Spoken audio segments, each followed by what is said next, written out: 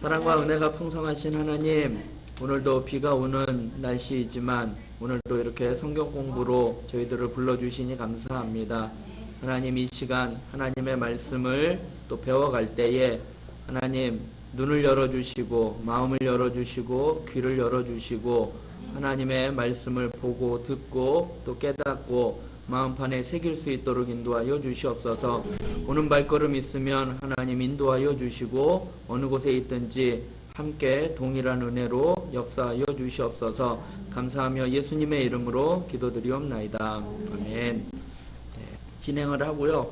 교재는 일단은 443페이지입니다. 누가복음 10장 부분이고요. 성경은 누가복음 10장을 펼쳐주시면 됩니다.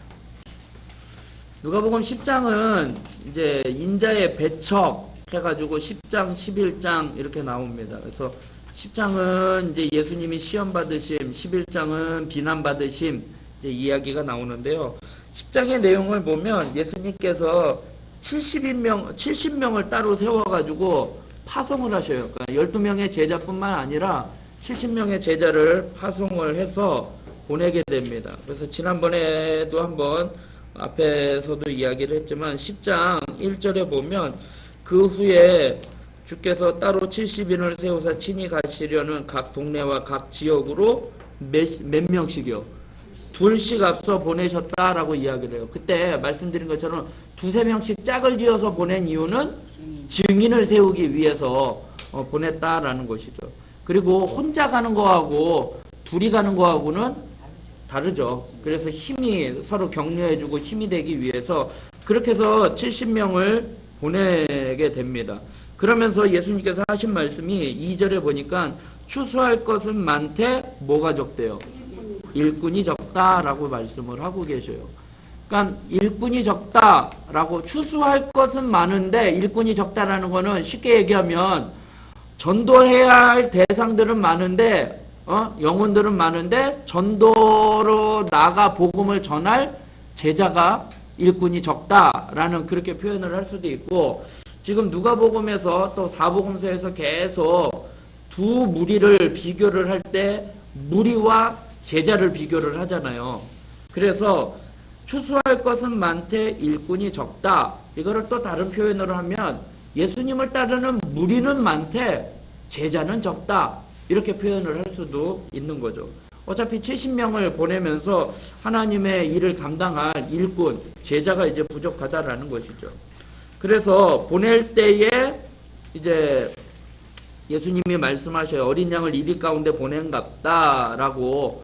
왜냐면은 이제 세상이 각박하고 험난한 세상이기 때문에, 그러면서 전대나 배낭이나 신발 가지지 말고 아무것도 가지지 말 것은 전에도 한번 말씀드린 것처럼 오직 하나님만 의지하고 나아갈 것을 이야기를 하고 있는 거죠.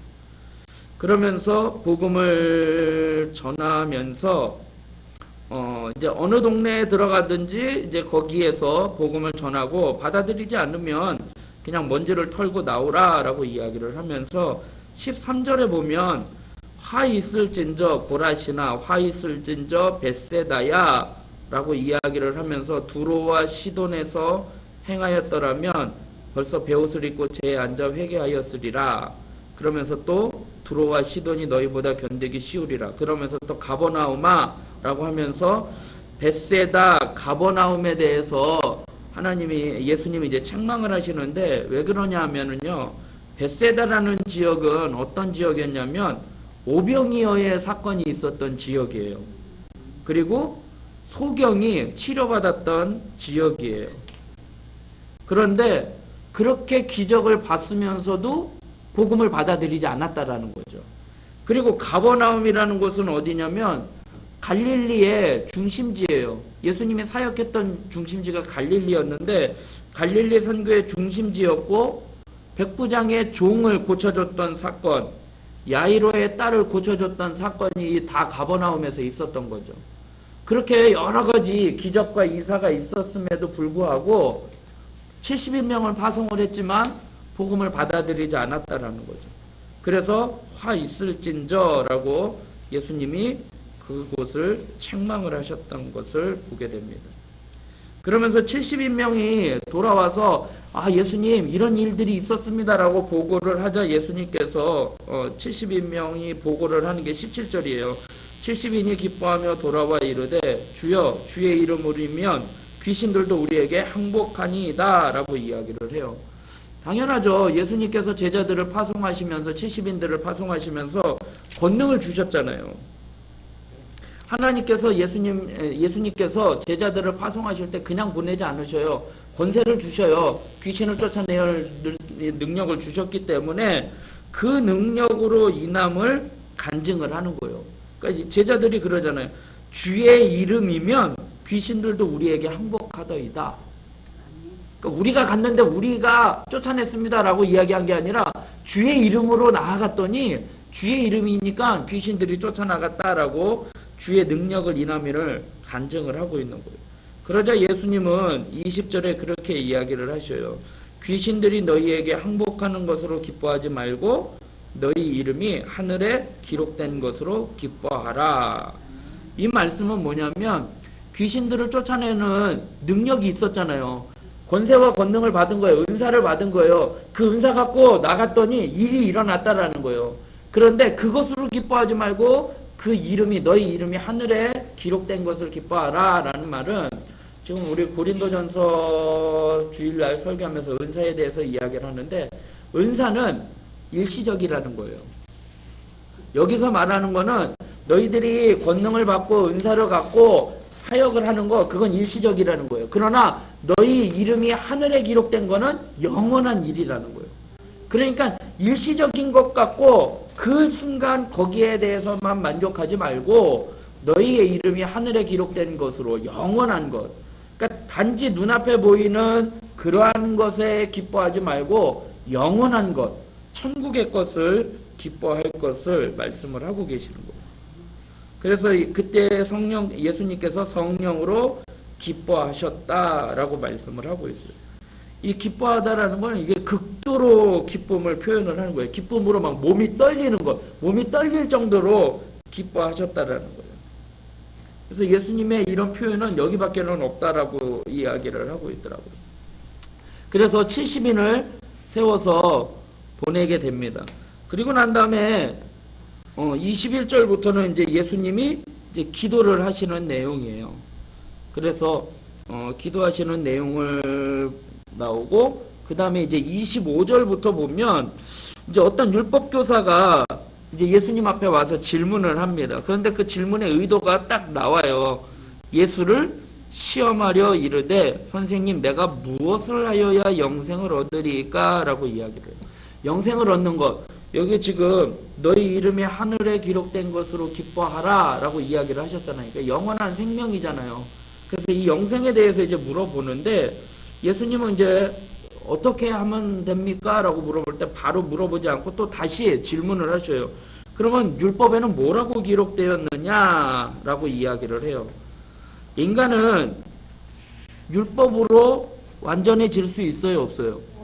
없어요. 그래서 스스로 구원을 얻을 수 없어요. 그런데 지금 누가 왔느냐면은 율법 교사예요.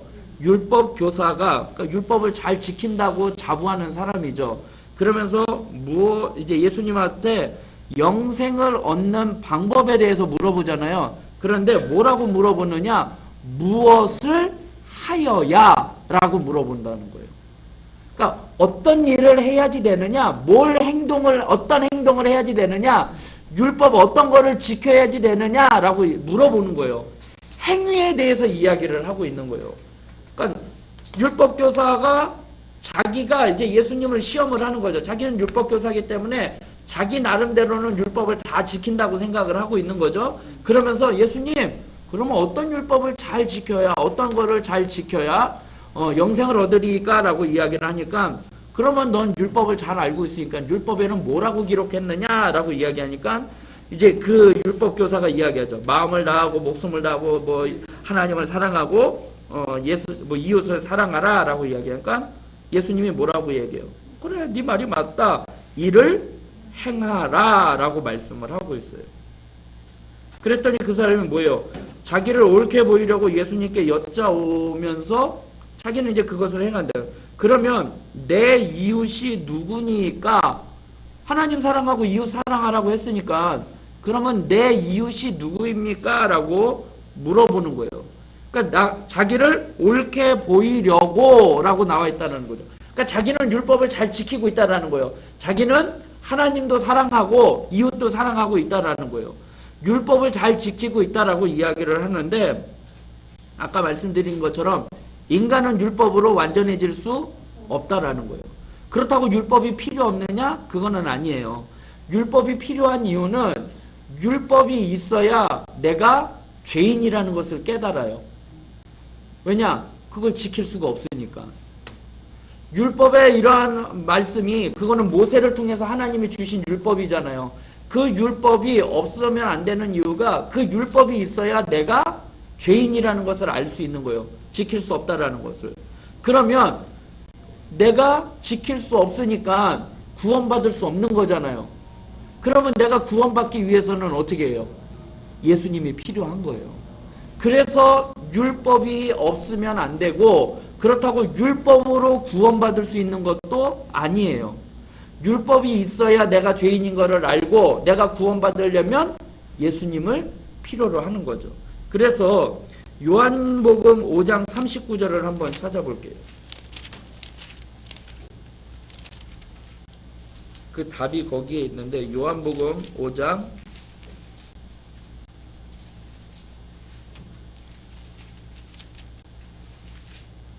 39절 찾으셨죠? 같이 읽겠습니다. 너희가 성경에서 영생을 얻을 줄 생각하고 성경을 연구하거니와 이 성경이 곧 내게 대하여 증언하는 것이니라. 아멘. 그러니까 성경에서 영생을 얻을 것을 찾고 있는데 그 성경에서는 영생을 얻는 길이 누구라는 거예요? 예수님이라는 거예요. 그래서 예수님도 내가 곧 길이요 진리요 생명이니 나로 말미암지 않고는 아버지께로 올 자가 없다라고 말씀하신 것처럼 예수님을 믿어야지 된다라는 거예요. 그런데 이제 나는 다 지켰습니다. 그러면서 이제 또 자기를 옳게 보이려고 나 잘 지키니까 그러면 예수님 내 이웃이 누구입니까? 라고 물어봐요. 그랬을 때 예수님이 얘기를 하신 것이 선한 사마리아 여인이 아니라 선한 사마리아 사람을 이야기를 하잖아요. 어떤 사람이 예루살렘에서 여리고로 내려가다가 강도를 만났는데 거의 죽어가는 그 사람을 마침 제사장이 지나갔는데 보고 피해가고 그 다음에 레위인도 그들 보고 피하여 갔고 그리고 사마리아 사람은 그 사람을 도와주고 또 숙소에 데려가서 값을 지불을 하고 또 모자라면은 내가 다시 와서 도와주겠다라고 이야기를 해요. 그러면서 그 율법교사한테 이 강도 만난 사람의 이웃이 누구냐라고 물어보죠. 그랬을 때 정답은 누구예요? 사마리아예요. 그러면 여기서 예수님이 의도하는 게 뭐냐면 예수님 내 이웃은 누구입니까? 라고 물어봤다라는 거예요. 율법교사가 내 이웃은 누구입니까? 내가 도와줘야 할 이웃을 사랑하라고 했으니까 내 이웃은 누구입니까? 라고 물어봤을 때 예수님은 그 사마리아의 이웃이 누구냐라고 물어봤다라는 거예요. 그 사람의 이웃은 누구냐라는 거예요. 다친 사람의 이웃이 누구냐라는 거예요. 너의 이웃이 아니라 다친 사람의 이웃이 누구냐라는 거예요. 예수님의 초점은 너의 이웃, 지금 이 율법교사가 생각하는 이웃이라는 자기의 관념은 뭐냐면 유대인이에요. 같이 생활하는 사마리아 사람은 어떻게 보면 이방 사람이에요. 이 사람은 이웃이라고 생각을 안 하는 거예요. 왜냐면은 이방 사람이기 때문에 사람 취급을 하지 않는다라는 거예요. 그러니까 이 율법교사는 내 이웃은 누구입니까? 나는 자기를 옳게 보이려고 나는 유대인들에게 이웃을 사랑하라고 했으니까 난 그 율법 잘 지켰습니다. 난 이웃들에게 그렇게 잘 지켰습니까? 라고 이야기하면서 예수님 내 이웃은 누구입니까? 라고 물어보면 그 사람 다 잘 도와줬어요 라고 이야기를 하는 건데 예수님은 초점이 너의 이웃이 아니라 다친 사람, 그 이방인의 이웃이 누구냐라는 거예요. 다친 사람은 이방인이 아니었잖아요. 예루살렘에서 여리고로 내려가는 사람이에요. 그러니까 유대인이에요. 유대인인데 다쳤어요. 그리고 그 사람이 어떻게 됐느냐? 옷을 벗기고 때려 거의 죽은 것을 보고 갔다라는 거예요. 매 맞았으니까 뭐 피 흘리고 막 그랬을 거 아니에요. 제사장, 그 다음에 서기관, 왜 그 사람을 도와주지 않았느냐? 그 사람들은 율법에 의하면 피 흘린 사람 부정한 거예요. 그래서 자기의 몸을 깨끗하게 하려고 그 사람한테 다가가지 않았던 거예요. 그 사람의 입장에서 보면 어떻게 보면 율법을 잘 지키는 사람이에요. 잘 지킨 거예요. 부정한 거 내가 더러워지지 않기 위해서 그 사람한테 도와줄 수가 없는 거예요. 자기의 몸을 보호하기 위해서. 그런데 예수님은 그것이 아니라 다친 사람의 이웃이 누구냐라는 거예요. 그런데 그 다친 사람의 이웃이 누구였어요? 사마리아예요. 이방인이었어요. 그러면서 예수님이 말하는 거는 진정한 이웃이 누구냐라는 것을 여기서 또 이야기를 하고 있는 거죠. 제사장과 서기관은 성전 제사와 관련된 자로 자신을 부정한 것으로부터 지켜야 하는 거예요. 그러나 하나님의 뜻에 무지한 거죠. 하나님이 율법을 주신 이유는 그 율법을 통해서 영혼을 살리고 그 영혼을 구원하기 위한 거잖아요. 그러니까 하나님의 뜻을 인간의 생명을 살리기 위함인데 율법을 주신 이유는 그렇잖아요. 모세를 통해서 하나님과 인간의 계약을 맺으면서 율법을 주신 이유는 하나님이 인간을 구원하기 위해서잖아요. 살리기 위해서. 그래서 거룩하게 하고 정결하게 해서 하나님의 백성으로 만들기 위해서 율법을 주신 건데 그들은 그 원래의 의도를 깨닫지 못했다라는 거죠. 사마리아인의 배려는 완전히 회복될 때까지 계속되었던 거예요. 형식적으로 한 게 아니에요.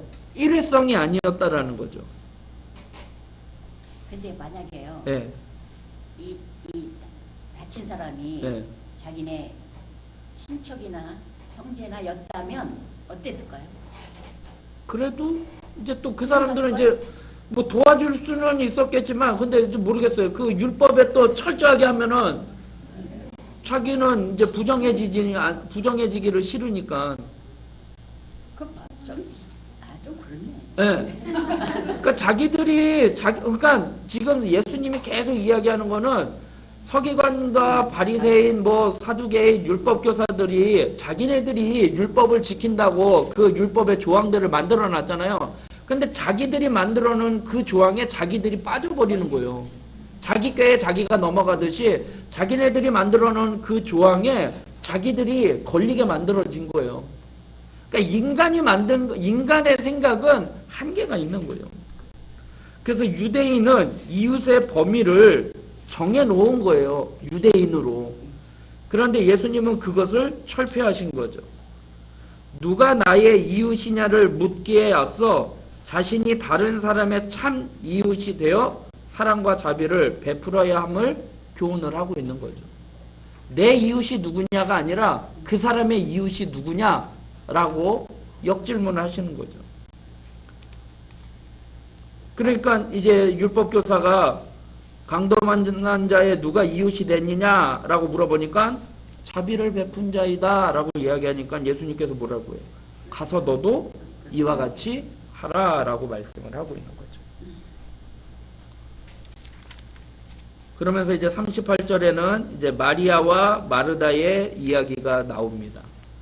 마리아와 마르다, 예수님이 이제 그 집에 가서 말씀을 듣는데 마르다는 어떻게 해요? 예수님의 발치에 앉아서 말씀을 듣고 있고 마르다는 예수님을 접대하는 일이 이제 많아서 이제 불평불만하죠. 그러니까 이제 40절에 보니까 마르다가 이야기해요. 준비하는 일이 많아 마음이 분주한지라 예수께 나아가 이르되 주여 내 동생이 나 혼자 일하게 두는 것을 생각하지 아니하시나이까 그를 명하여 나를 도와주라 하소서라고 이야기를 해요. 그러니까 마르다에게 내가 많은 일로 염려하고 근심하나 한 가지만이라도 족하니라 좋은 편을 마리아가 선택했다 말씀을 하고 있습니다. 이 말씀을 갖고 이 본문을 갖고 교회에 꼭 이제 설교를 할 때 봉사하는 거하고 이제 말씀을 듣는 거하고 이제 이야기를 많이 하죠. 특히 이제 막 여전도에 헌신 예배할 때마다 이런 말씀을 전하는 경우들이 많이 있는데, 마르다가 잘못한 거는 특별한 거 없어요. 예수님을 접대하려고 했던 거는 맞아요. 그건 잘하는 거예요. 봉사하는 사람이 없으면 어떻게 해요? 주일날 식사 봉사하시는 분들이 없으면 어떻게 우리가 예배 끝나고 나서 밥을 어떻게 먹어요? 그때 가서 만들 수도 없는 거니까 봉사하는 사람도 필요한 거예요. 그리고 말씀을 듣는 것도 필요하다라는 거죠. 그런데 여기에서 마르다에게 책망할 수 있었던 이유가 뭐냐면 40절에 보면 준비하는 일이 많아 마음이 어떻게 됐대요? 분주했다라는 거예요. 그러니까 일이 많아 분주했다라는 거예요. 그래서 우리가 하나님의 일을 하는 데 있어서 분주해서는 안 된다라는 거예요. 예. 근데 여기에서는 이제 분주하다라고 이야기를 하지만 다른 성경에는 제가 좀 확인을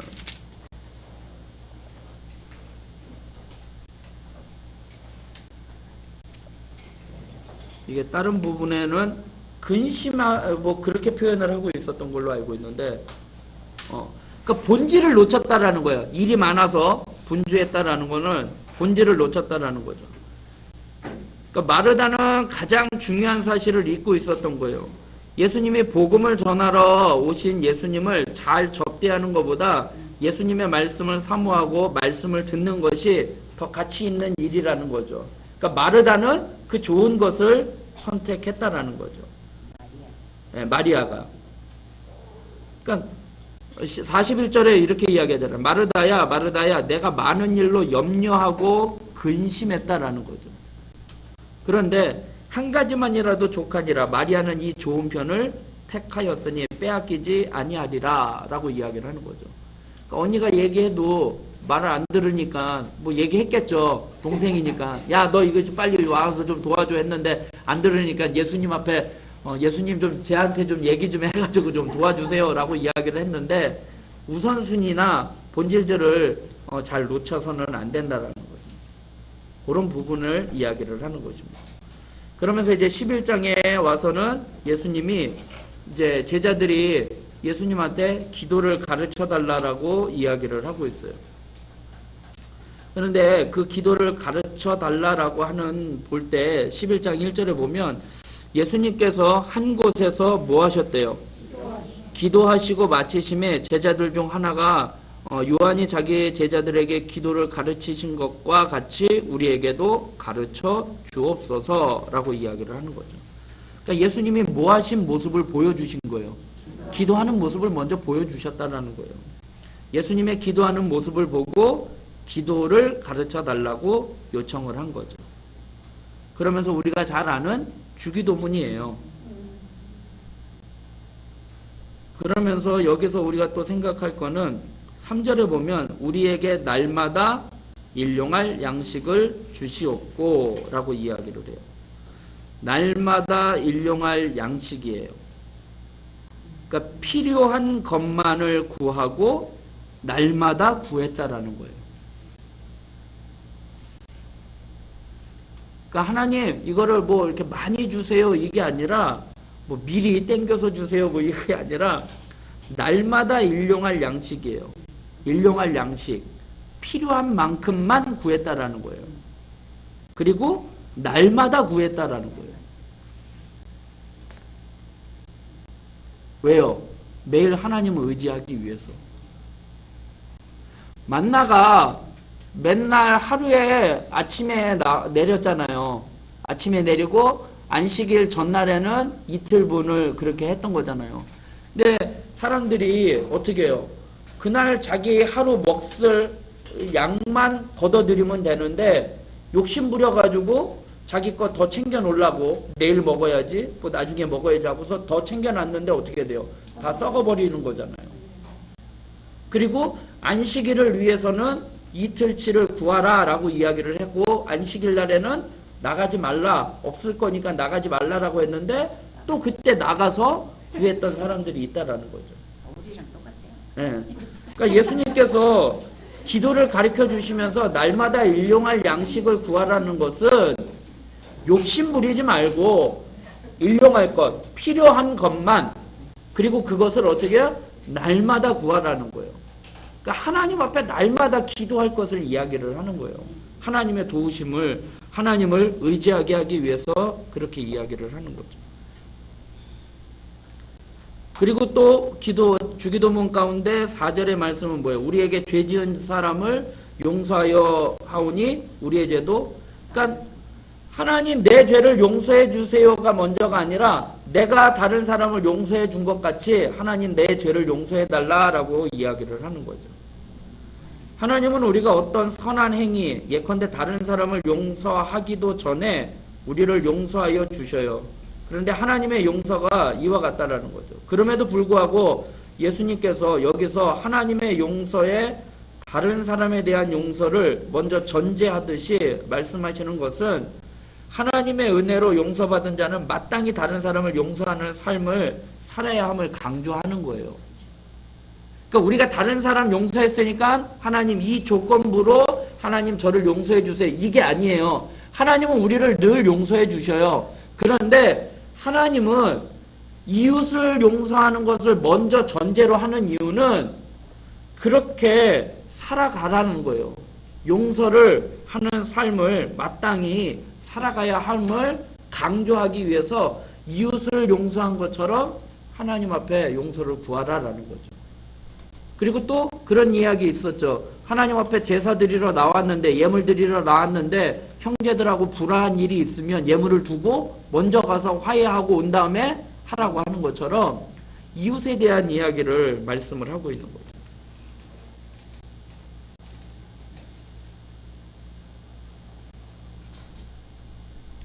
그러면서 기도에 대해서 가르쳐 주시고 난 다음에 그 이야기를 또 어떤 이야기를 하시냐면은 그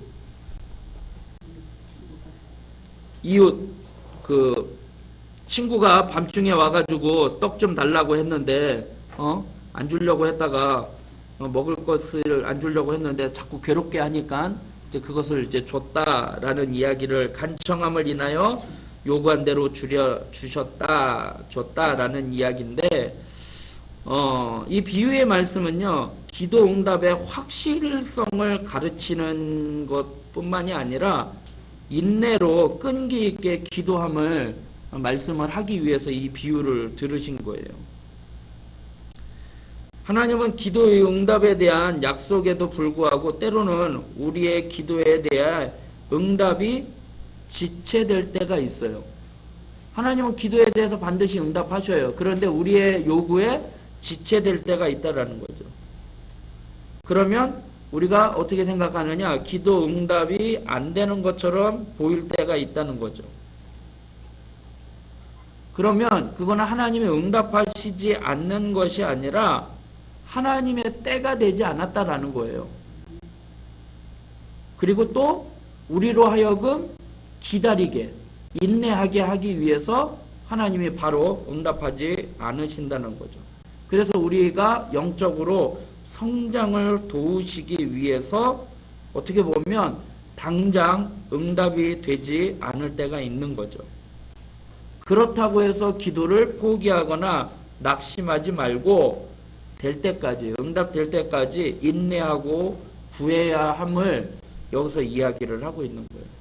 그래서 간청함을 인하여 요구대로 주겠다라고 하는 게 포기하지 말고 이야기를 하는 거죠. 그러면서 구하라, 찾으라, 두드리라. 그러면 얻을 것이고 받을 것이고 얻게 될 것이다. 그러면서 너희가 악할지라도 좋은 것을 자식에게 줄 줄 알거든. 하물며 너희 하늘에 계신 아버지께서 구하는 자에게 성령을 주시지 않겠느냐라고 말씀을 하고 있는 거죠. 다른 복음서에 마태복음인지 마가복음인지 거기에는 좋은 것을 주시지 않겠느냐라고 말씀을 하고 있는 거죠. 그러면서 이제 귀신에 대한 이야기를 하셔요. 바알세불 이야기를 하는데 예수님이 귀신을 쫓아냈는데 그 귀신을 쫓아내는 게 그 귀신의 왕 바알세불의 힘입어서 귀신을 쫓아내는 것이다 라고 이야기를 이제 사람들이 하는 거죠. 그러니까 야, 그러면 같은 귀신들끼리 서로 분쟁이 나지 않겠느냐, 이제 그 이야기를 하는 거죠. 그러면서 하나님의 능력을 이야기를 하시면서 그 집이 귀신을 쫓아냈더니 그 집이 깨끗해졌다라는 거죠. 그러면서 24절에 보면 더러운 귀신이 사람에게서 나갔을 때에 물 없는 곳으로 다니며 쉬기를 구하되 얻지 못하고 더 나은 집으로 돌아가리라 하고 가서 보니 그 집이 어떻게 돼요? 청소되고 수리되었다라는 거죠. 그래서 거기에 7 귀신을 데리고 더 들어왔다라는 거죠. 그러면 물 없는 곳을 찾아다닌다는 거잖아요. 예. 귀신도. 아, 그럼 물이란 건 하나님의 은혜를 얘기할 수 있나요? 뭐 그렇게 이야기를 할 수도 있겠죠. 근데 여기서 이야기하는 거는 이제 비워지면 안 된다라는 거예요. 일단은 귀신을 쫓아냈잖아요. 그러면 거기에는 뭔가를 채워야지 되는 거죠. 그러니까 예수님으로 채워야지 되는 거죠.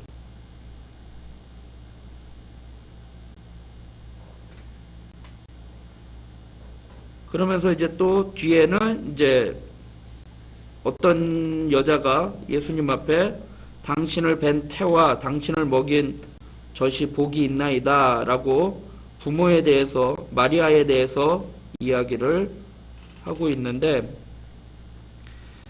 자녀의 신분에 따라 결정되는 하나님의 나라는 부모에 대한 평가나 자녀의 신분에 따라 결정되는 나라가 아니라는 거죠.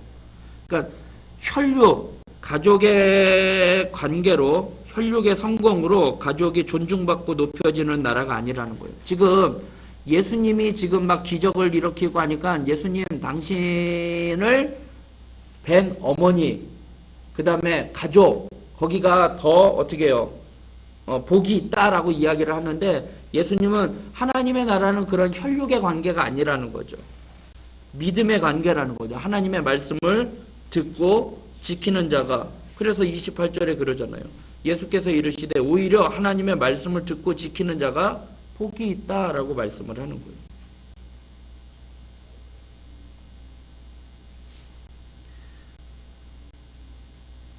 그러면서 사람들은 표적을 구한다라는 거죠.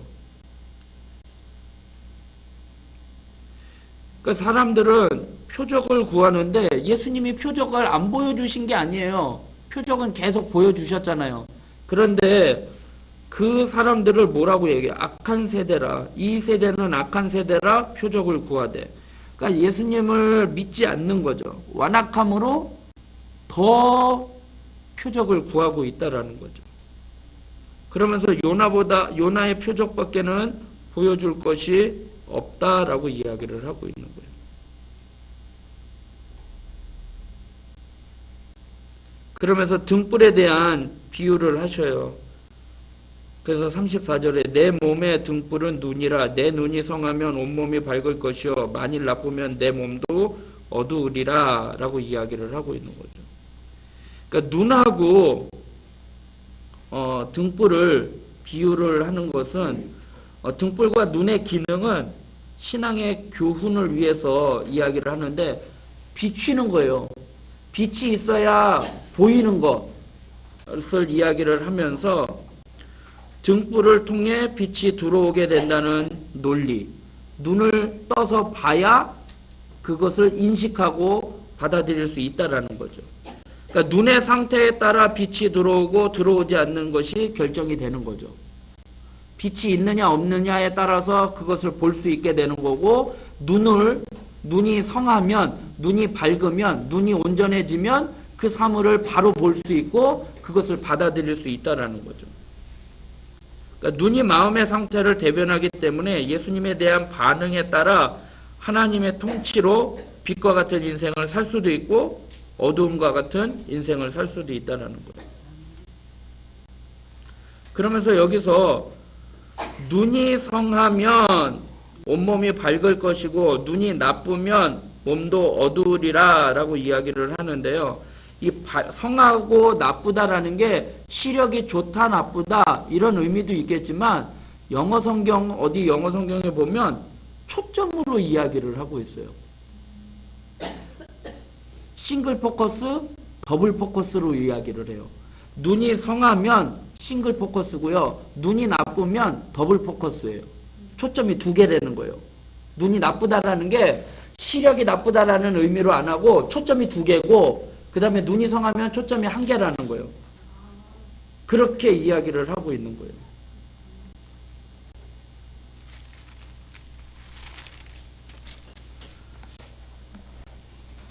그래서 눈이 성하다라는 것은 주님을 바로 볼 수 있는 초점이 하나로 해서 주님을 바로 볼게 될 것을 이야기를 하고 있는 거죠.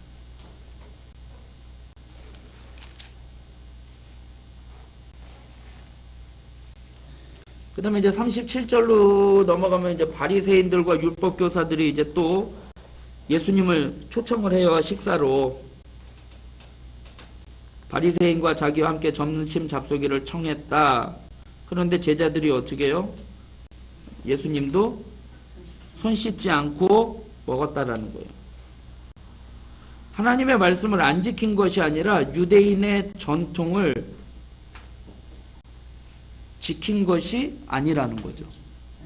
하나님의 말씀을 어긴 것은 아니에요. 유대인들이 자기들이 만들어 놓은 전통 그거를 지키지 않은 것이죠. 손을 씻지 않았다는 거는. 그러면서 이제 예수님이 바리새인들을 화를 선포를 하죠. 잔과 대접은 겉은 깨끗하나 속에는 탐욕과 악이 가득하다. 이제 뭐 이야기를 하고 있죠. 그 바리새인들에 대해서 책망을 하시는데 신앙의 내면보다 형식에 치우쳐서 율법의 정신인 공의와 사랑을 저버린 거죠.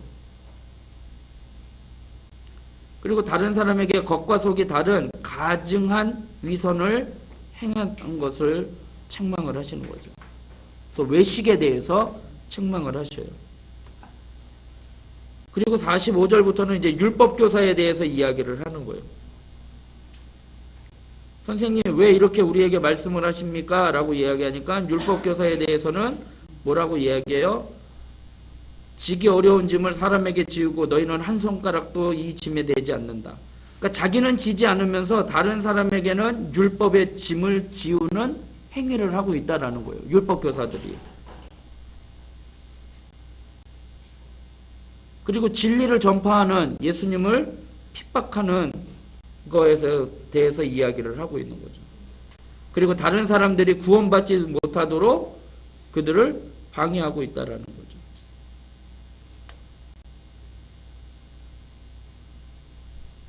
그러면서 대인관계에 있어서 그들의 죄악성을 책망을 하고 계시는 거죠.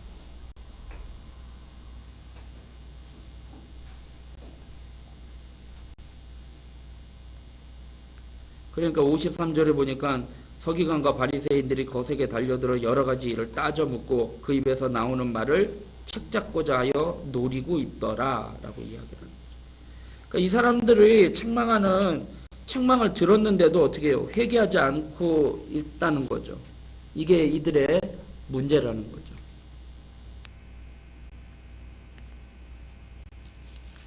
그러면서 이제 12장에 와서는 또 이제 바리새인들의 외식을 이제 제자들에게 이야기를 하는 거죠.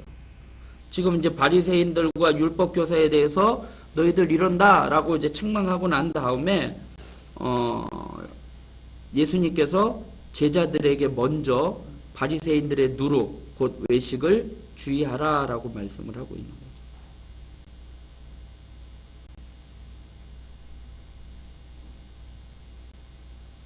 그러면서 4절에 보면 내가 내 친구 너희에게 말하노니 몸을 죽이고 그 후에는 능히 더 못하는 자들을 두려워하지 말라.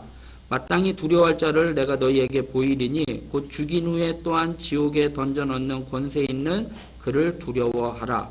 내가 참으로 너희에게 이르노니 그를 두려워하라 라고 말씀을 하고 있어요. 진정 두려워할 사람이 눈에 보이는 사람이 아니라 영혼의 문제, 우리를 천국에 지옥으로 거기에 던져 넣는 권세 있는 자를 두려워할 것을 이야기를 하는 거죠.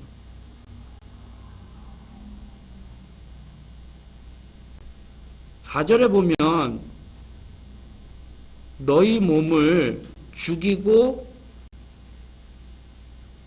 그 후에 능히 더 못하는 자. 그러니까 몸을 죽인다라고 이야기를 하잖아요. 그러니까 우리에게 핍박이 있다라는 거예요. 그러니까 우리를 힘들게 하고 우리를 핍박하는 사람을 두려워하지 말라라는 거예요. 근데 두려워할 수밖에 없어요. 우리에게 핍박이 오기 때문에. 그런데 그 핍박의 한계는 몸을 죽이는 것까지밖에는 못한다라는 거예요. 그러나 그 뒤에 죽인 후에 지옥에 던져넣는 권세, 영혼의 문제까지 좌지우지할 수 있는 그분을 더 두려워할 것을 이야기를 하는 거죠. 그래서 사람을 두려워하는 자는 하나님을 두려워하지 않아요. 왜냐? 사람을 두려워하면은요, 하나님의 말씀은 상황에 따라 번복할 수도 있어요. 그 사람이 두려우니까 그 사람 앞에서 내가 하나님의 사람이라고는 하지만 사람이 두렵고 환경이 두려우면 하나님의 일은 뒷전이에요. 이해가 되세요? 그거는 뭐 보이는 게 아니니까 그거는 그렇게 된다는 거예요. 사람이 두려우면 하나님을 두려워하지 않게 되는 거예요. 그런데 하나님을 마땅히 두려워해야 할 대상을 바로 인식을 하면 그 외의 대상은 세상에 대해서는 두려움이 없는 거예요. 하나님을 두려워하니까 세상 거는 두려울 게 없는 거예요. 하나님이 다 해결해 주실 것이기 때문에. 그래서 더 큰 두려움이 아니라 세상 권세자들의 핍박을 이기라는 권면이에요, 이것이. 그러면서 하나님이 우리를 어떻게 해주시느냐? 거기 보면 참새 5마리가 두 아사리온에 팔리는 것이 아니냐? 하나님 앞에서는 그 하나도 잃어버리시는 바 되지 아니하는도다 라고 이야기를 해요. 참새 5마리가 두 아사리온. 당시에 아사리온은 한 데나리온은 하루 품삯이라고 했죠. 하루 품삯인데 아사리온은 그 품삯의 16분의 1이에요. 16분의 1이니까 그렇게 얼마 되지 않는 거예요. 근데 당시에 마태복음에 보니까요, 참새 2마리에 한 아사리온을 냈다라는 거예요. 그러면 여기에는 두 아사리온에 참새 몇 마리예요? 5마리래요. 그러면 한 마리는 뭐라는 거예요? 서비스예요. 말 그대로 서비스예요. 그만큼 한 마리 그냥 덤으로 줄 정도라면은 그 한 마리의 참새 한 마리의 가치는 별 볼 일 없다라는 거예요. 그런 한 마리의 새도 어떻게 한다라는 거예요? 하나님이 잊어버리지 아니하신다라는 거예요.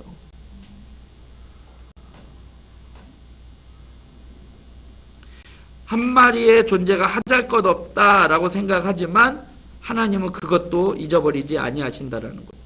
그러면서 우리의 머리털까지도 다 세신 바 되었기 때문에 두려워하지 말라라는 거예요. 세상에서 핍박이 오더라도 진짜 두려워할 사람은 하나님이기에 하나님을 경외하면 너희는 많은 참새보다 더 귀하다라고 이야기를 하고 있는 거예요. 그러면서 너희들이 사람 앞에서 나를 시인하면 나도 하나님 앞에 사자들 앞에서 시인하지만 너희가 나를 사람들 앞에서 부인하면 나도 모른다라고 이야기를 하는 거죠. 이게 사람들 앞에서 시인한다라는 거는 뭐냐면 우리가 신앙 고백을 하는 데 있어서 그냥 몰래 하라는 게 아니라 어떻게 보면 사람 앞에서 공개적으로 할 것을 이야기를 하는 거예요.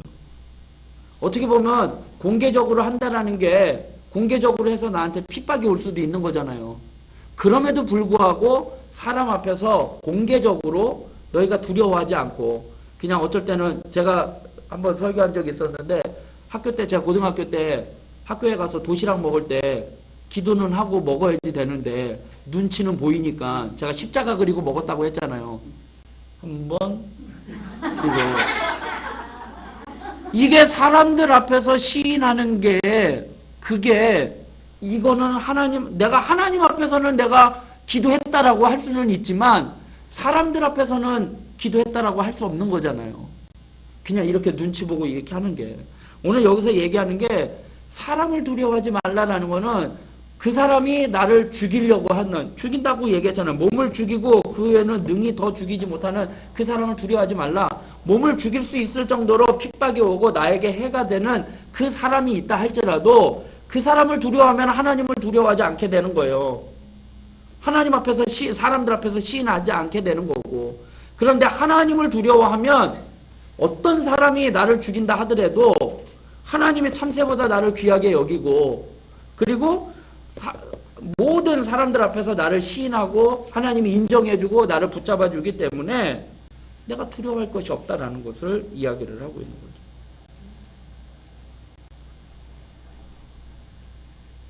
그러면서 사람들을 대할 때에 어떤 어려움을 당하게 되면 어떻게 11절에 보면 사람이 너희를 회당이나 위정자나 권세 있는 자 앞에 끌고 가거든 어떻게 무엇으로 대답하며 무엇으로 말할까 염려하지 말라라는 거예요. 왜요? 마땅히 할 말을 성령이 그때에 너희에게 가르치겠다라고 이야기를 하셔요. 왜 염려하지 말라라고 이야기를 하냐면 위기 상황에 여기 보면 미리 염려하는 거예요. 그러니까 어떻게 말을 하지? 어떻게 대해야지 되지? 생각을 하는 거잖아요. 미리 생각을 하는 거잖아요. 그렇게 되다 보면 두려움에 빠지게 된다는 거예요. 위기 상황에 미리 대비하려고 하다 보면 염려가 생긴다라는 거예요.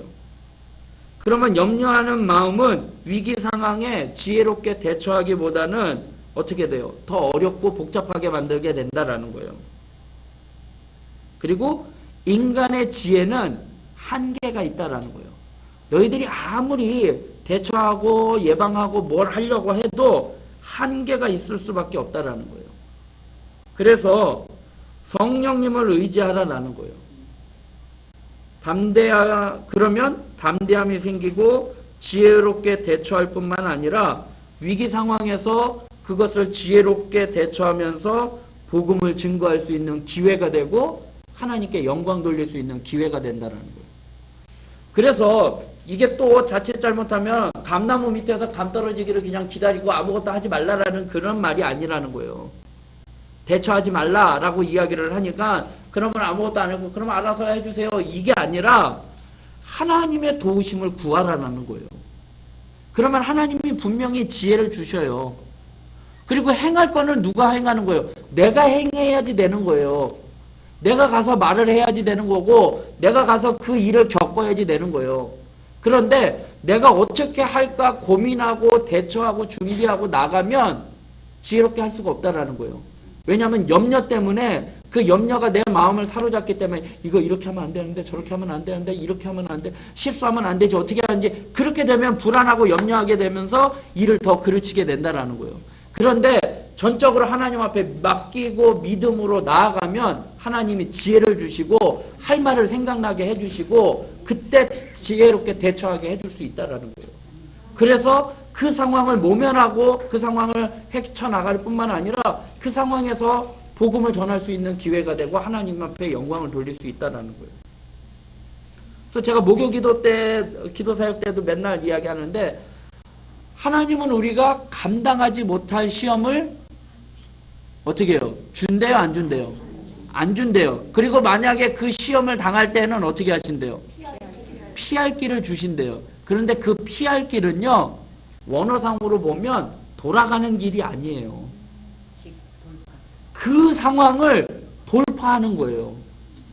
어려운 이 시험을 만나면 피할 길을 주신다라는 게 아니라 그 상황을 뛰어넘을 수 있는 길을 주시겠다라는 거예요.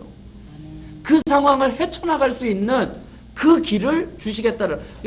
우리 말로는 피할 길이라고 번역이 되어 있지만 그 상황을 뚫고 나갈 수 있는 거예요. 그러니까 오늘 여기서는 지혜를 주신다는 거. 뭘 말할까, 뭘 할까 염려하지 말라라는 거예요.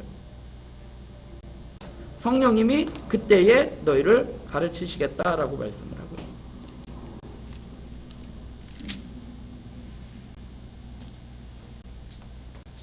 그러면서 또 이야기하는 거는 이제 재물을 이야기해 탐심에 대한 이야기예요. 뭐냐면 유산을 나누는데 형이 유산을 나하고 나누는데 뭐 형이 더 가졌는지 아니면 자기가 더 받고 싶어서 그런 건지 몰라도 예수님한테 가서 그 유산을 좀 해결해 달라고 하니까 누가 너의 재판관으로 나를 세웠느냐라고 이야기를 하면서 욕심 부리지 말 것을 그러면서 한 부자가 곡간이 쌓아놓을 곡식은 많은데 창고가 없는 거예요. 그래서 곡식 창고를 만들어 놨다라는 거죠.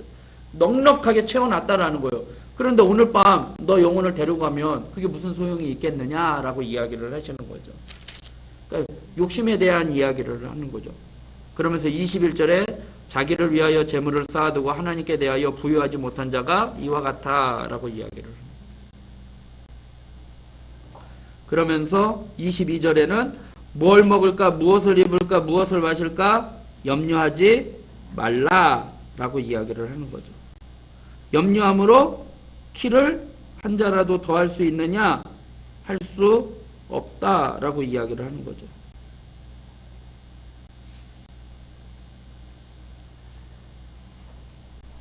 그러면서 또 29절을 보면 무엇을 먹을까 무엇을 마실까 하여 구하지 말며 근심하지도 말라. 새를 봐라. 먹여주시고 까마귀 24절에 까마귀를 생각해봐라. 구하지도 않고 했는데 먹여주시고 백합화를 봐라. 입혀주신다라고 이야기를 하고 있는 거예요. 하잘것없는 새들조차도 먹이시고 돌보시는 하나님께서 하나님의 자녀들을 굶어 죽도록 버려두지 않는다라는 거예요. 백합화와 들풀도 입히시는 하나님께서 당신의 택한 백성에 필요한 모든 것을 채워주시지 않을 리 없다라는 거예요. 그래서 근심하는 것은 세상 백성들의 것으로 하나님을 아는 자라면 우리에게 있어야 될 것이 무엇인지를 알고 하나님을 의지하라라는 거예요.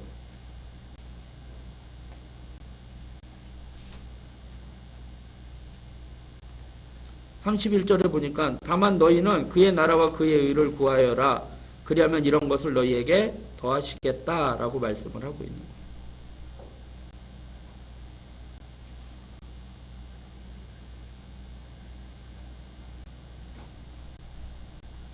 여기서 염려하지 말라라고 지금 계속 반복하고 있잖아요.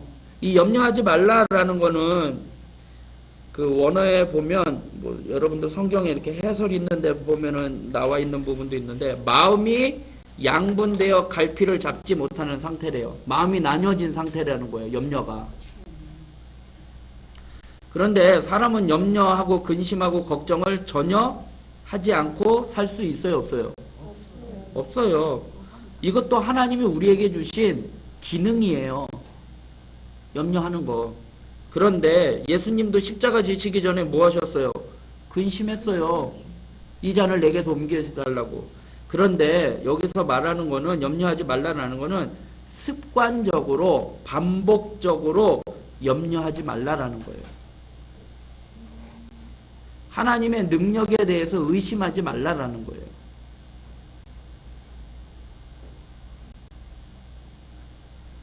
염려를 하지 말아야 하는 이유가 뭐냐면 염려를 하면 하나님에 대한 불신이에요. 하나님을 믿지 못하니까 염려하는 거예요. 여긴가요? 다른 복음성가네요. 염려하지 말라. 이것들은 다 누가 하는 거냐? 이방인들이 하는 거라고 이야기를 하고 있어요. 그 표현이 뭐냐면 이방인이라는 거는 하나님을 아는 사람이에요, 모르는 사람이에요? 모르는 사람이죠. 하나님을 아는 사람은 하나님을 누구라고 불러요? 아버지라고 불러요. 그러니까 이방인들이 한다라는 거는 고아나하는 거라는 거예요. 아버지가 없는 사람, 부모가 없는 사람이 한다라는 거예요. 그러니까 부모가 있는 자녀들은 염려할 필요가 없다라는 거죠. 아버지가 다 해주시니까. 그런데 염려한다라는 거는 부모가 있음에도 염려한다라는 거는 부모를 신뢰하지 못한다라는 거잖아요. 그러니까 하나님을 신뢰하지 못하는 거예요. 염려한다라는 거는. 그리고 염려한다고 유익이 되냐? 유익이 되지 않는다라는 거예요. 키가 커지냐? 커지지 않는다라는 거예요. 전 이미 포기했어요. 저희 집에서 키 크는 거는. 제가 볼 때는 마지막 고이가 있는데 고이가 크면 저보다 제가 이제 아직은 꼴찌가 아니지만 꼴찌가 될 것 같아요. 아무래도. 꼴찌되는 게 마땅하고요. 예, 염려한다고 될 것이 없다라는 거죠. 그렇다고 못하신 거 없잖아요. 네. 염려하지 마세요. 그러면서 이제 뭐라고 이야기하냐면은 구제할 것에 대해서 이야기를 해요.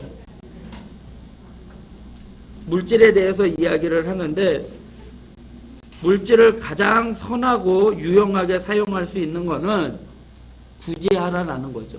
이 땅에 재물을 쌓아두지 말라라는 거죠. 그 앞에도 그거 무엇을 먹을까 무엇을 입을까 염려하지 말라라는 게 그런 거하고 연관이 되는 거죠.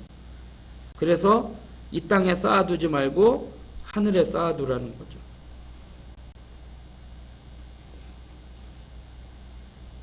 그리고 35절부터는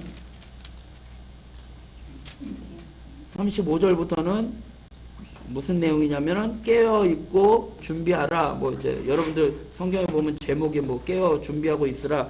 종말의 때를 이야기를 하고 있는 건데 그때 어떻게 해야지 되느냐? 36절에 보면 너희는 마치 그 주인이 혼인집에서 돌아와 문을 두드리면 곧 열어주려고 기다리는 사람과 같이 되라 라고 이야기돼요. 그러니까 신랑이 언제 올지 모르는 거예요. 열처녀 비유 이야기 아셨죠? 거기에도 보니까 신랑이 더디 왔다라고 했잖아요. 밤에 오는 거고.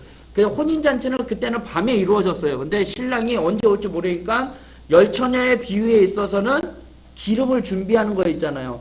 그 부분에 대해서 열처녀 비유는 준비성을 강조한 부분에 있어서는 강조한 것에 있어서 그렇게 이야기하고 여기에서는 뭐냐면은 주인이 돌아올 때에 혼인집에 돌아 문을 두드리면 어떻게 하려고? 곧 열어주려고 신속성을 이야기를 하고 있는 거예요. 여기서 열처녀의 비유에서는 준비성에 대한 재림의 때에 주님 오실 때에 대해서 준비에 대해서 열처녀의 비유는 그걸 이야기를 한다면 여기서는 뭐예요? 신속성이에요. 곧 열어줘야지 된다라는 거예요. 그러기 위해서 깨어 있으라라는 거죠. 주님의 재림을 준비하는 자세라는 거죠. 그리고 38절에 보면 주인이 혹 2경에나 혹 3경에 이르러서 종들이 그같이 하고 있는 것을 보면 종들은 복이 있으리로다.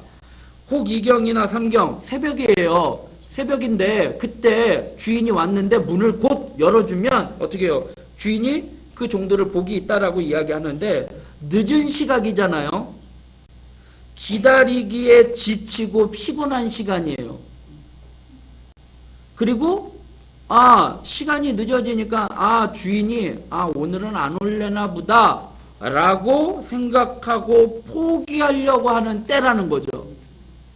그런데 그때에 곧 문을 열어줄 수 있도록 준비하고 있으라는 거예요. 언제 올지 모르니까 깨어 있으라는 거예요. 기다리기에 피곤하고 지친 시간, 그 다음에 주인 오늘 안 오나 보다 포기하려고 하는 그 시간, 그리고 늦은 시간, 그 시간임에도 불구하고 깨어 있어야지 된다라는 거예요. 네.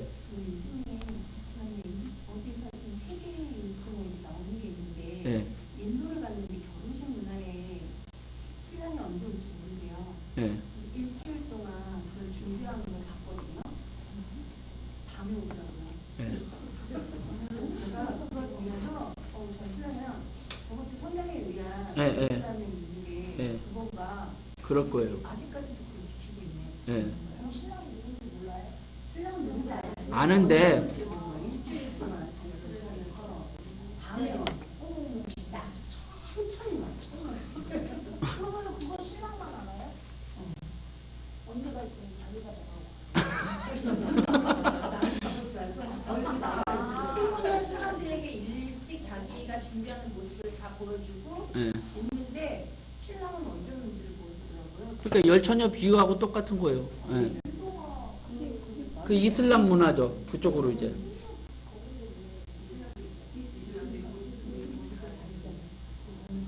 여자 알기를 개떡같이 안 하고 있어요.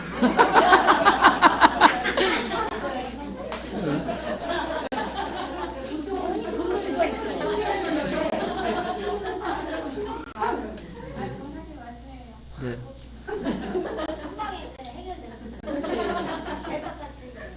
그래서 40절에 결론을 내리고 있죠. 너희도 준비하고 있으라. 생각지 않은 때에 인자가 오리라 라고 이야기를 하고 있습니다. 그러니까 이제 베드로가 또 질문을 해요. 이 비유를 우리에게 하심이니까 모든 사람에게 하심이니까 라고 이야기를 해요.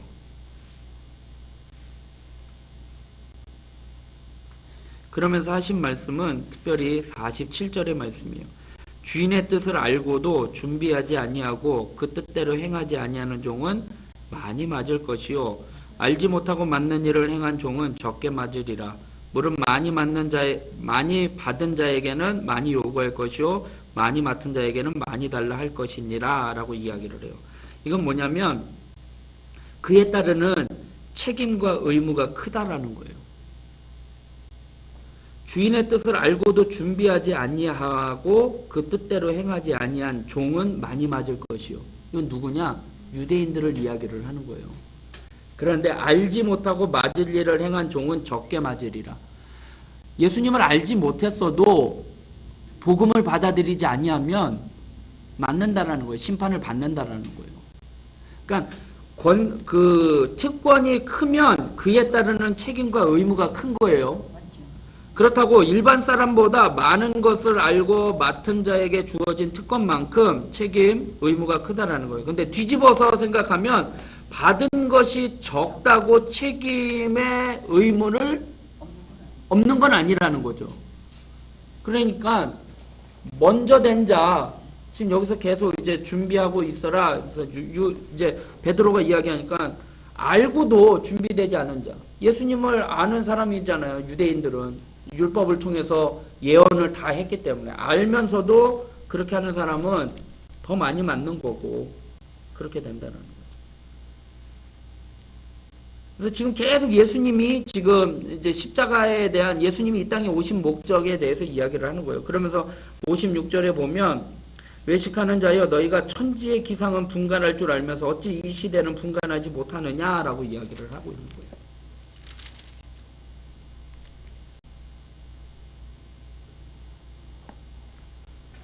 그러면서 13장에 넘어가면 이제 거기 제목에는 또 그렇게 나와 있죠. 회개하지 아니하면 망하리라. 이제 빌라도가 어떤 갈릴리 여기 보면 두어 사람이 와서 이제 예수님 앞에 또 질문을 하죠. 빌라도가 어떤 갈릴리 사람들의 피를 그들의 제물에 섞은 일로 예수께 아뢰니 이야기를 하고 있는 거예요. 근데 빌라도가 했던 일이 뭐냐면 갈릴리 사람들을 학살한 사건이 나오거든요. 근데 이게 뭐였냐면 빌라도가 예루살렘에 물 공급에 필요한 수로를 건설을 해요. 그런데 그 수로를 건설을 하면서 성전의 헌금을 유용을 했어요. 성전의 헌금을 갖다 쓴 거예요. 그 수로를 내면서. 그러니까 갈릴리 사람들이 어떻게 하나님의 헌금을 갖다 쓸 수 있느냐라고 무장봉기를 일으키고 성전에서 농성하다가 그들을 죽인 거예요. 그러니까 성전에서 농성하다가 죽은 거예요. 그러니까 성전에서 피를 흘리게 되었다라는 거예요. 그런데 빌라도가 이렇게 했다라는 건 이제 전승에 의한 건데 왜 수로를 놓느냐? 6월절이나 명절이 되면 성전에 뭐 해요? 제사를 드리잖아요. 그러면은 뭘 잡아요? 양을 잡잖아요. 그 그거를 씻으려면 뭐가 필요한 거예요? 물이 필요해서 그거를 용이하게 하려고 수로를 놓은 건데, 그러니까 어떻게 보면 환심을 사고 뭐 이렇게 해준 건데, 그거를 이제 성전에 그거를 위해서 보니까 성전에 재물을 갖다 쓴 거죠. 그렇게 된 것에 대해서 갈릴리 사람들이 성전에서 농성을 하다가 거기서 학살당한 사건이에요. 그리고 또 하나의 사건이 보면 여기 보면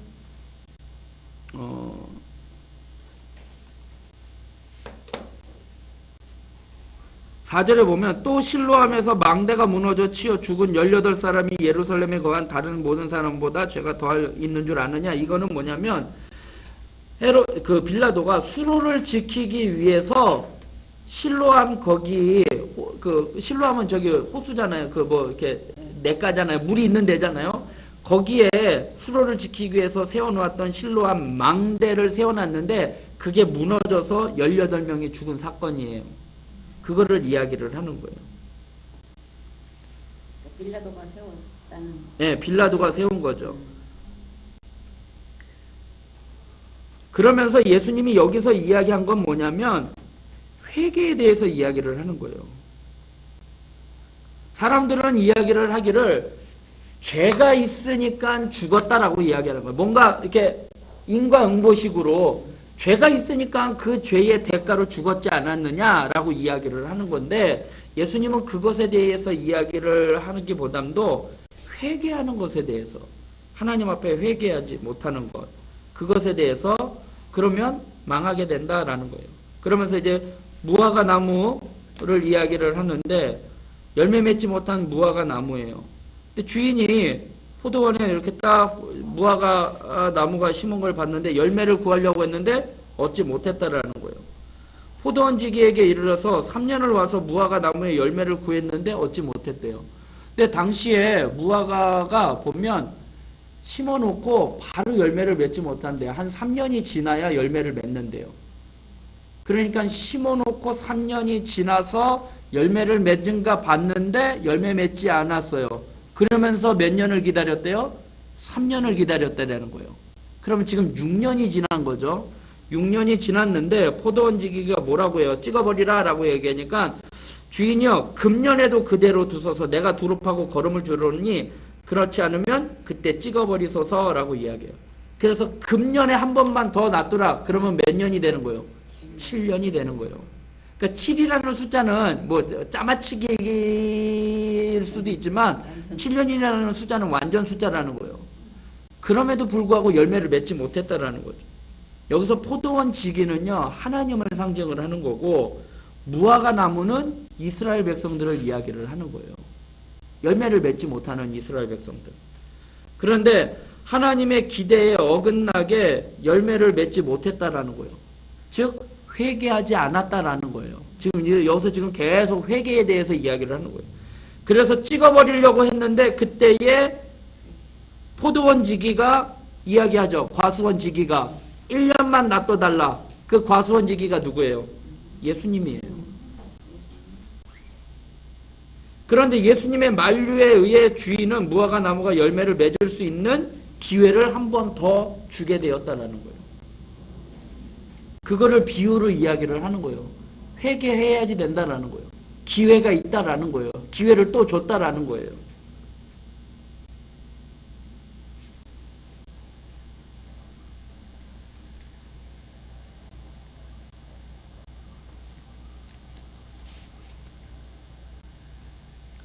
그러면서 이제 예수님이 10절에 가서는 이제 안식일에 18해 동안 귀신 들려 꼬부라져 있는 그 여자를 고쳐주신 내용이 나와요.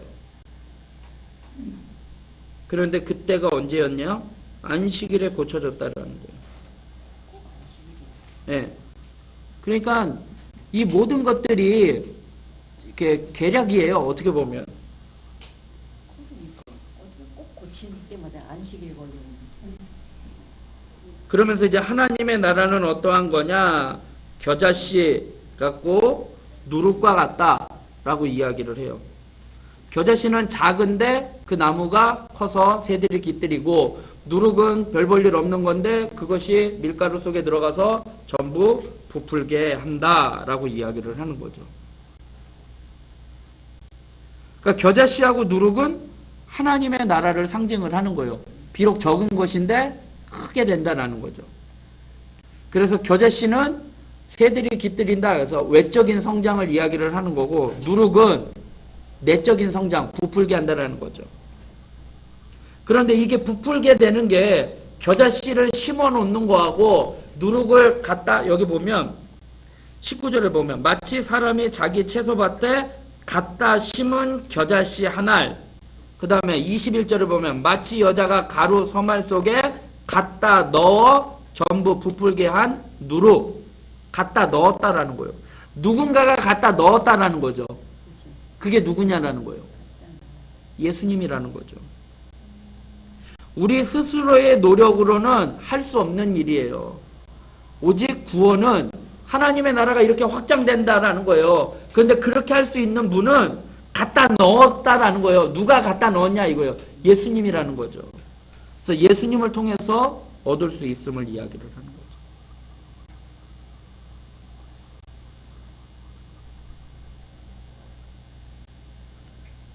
그러면서 이야기를 해요. 어떤 사람이 와가지고 23절에 구원을 받는 자가 적으니까 라고 물어봐요.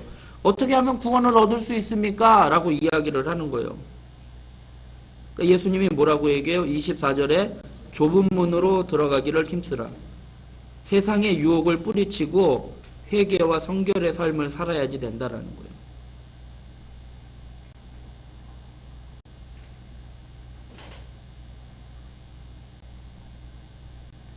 원한다고 누구나 천국에 갈 수 있는 것은 아니에요.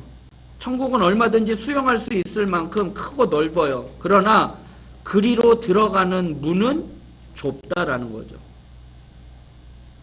이스라엘 백성들이 가나안 땅 애굽에서 나올 때 장정만 60만 명이 나왔잖아요. 근데 가나안 땅에 들어간 사람은 몇 명이에요? 애굽에서 나온 사람들만 생각을 했을 때 2명밖에 못 들어갔다라는 거예요. 그만큼 60만 명이 나왔는데 들어갈 사람은 2명밖에 없다라는 거예요. 좁다라는 거예요. 쉽지가 않다라는 거예요. 그래서 좁은 문으로 어떻게 구원받아야 되냐? 좁은 문으로 들어가야지 된다는 거예요. 세상의 유혹을 뿌리치고 회개하고 성결한 삶을 살아야지 된다는 거예요. 그 다음에 25절에는 집주인이 일어나 문을 한번 닫은 후에 너희가 밖에 서서 문을 두드리면 열어주소서 하면 그가 대답하여 이르되 나는 너희가 어디서 온지 알지 못한다 라고 이야기를 하는 거죠. 하나님의 나라에 들어갈 수 있는 기회가 한정되어 있다라는 거예요. 문 닫히면 못 들어간다라는 거예요. 또 26절에 보니까 우리는 주 앞에서 먹고 마셨으며 주는 또한 우리를 길거리에서 가르치셨나이다 라고 이야기해요. 하나님의 나라는 인간의 생각과 같이 외적인 요소로 들어갈 수 있는 게 아니라는 거예요. 아니 주님이 말씀할 때 나 거기 있었어요. 나 주님 앞에서 같이 먹고 마셨어요. 그렇게 외적인 것으로 들어갈 수 있는 것이 아니라 참된 회개와 믿음에 의해서 들어갈 수 있다. 제가 이걸 준비하면서 보니까 누구는 또 이렇게 표현하더라고요. 주님과 기념사진 찍는 것으로 만족하지 말고 철저히 주님을 따르고 섬기라. 기념사진 찍는 것으로 만족하지 말라는. 나 주님하고 같이 있었어요. 그것으로 천국에 들어갈 수 있는, 구원받을 수 있는 게 아니라는 거죠. 그 다음에 28절에 보니까 아브라함과 이삭과 야곱과 모든 선지자 하나님 나라에 있고 오직 너희는 밖에 쫓겨난 것을 볼 때 거기서 슬피 울며 이를 갈리라. 하나님의 나라는 혈연이나 민족, 신분, 인종 등에 관계없이 예수님을 믿는 자가 들어간다는 거예요. 내가 아브라함의 자손이에요. 내가 목사님의 아들이에요. 아무런 소용없다라는 거죠. 그리고 30절에 보라 나중된 자로서 먼저 될 자도 있고 먼저 된 자로서 나중될 자도 있다. 과거의 신앙 경력으로 구원받는 것을 착각하지 말라라는 거죠. 처음이 중요한 게 아니라 현재가 중요하다라는 거죠.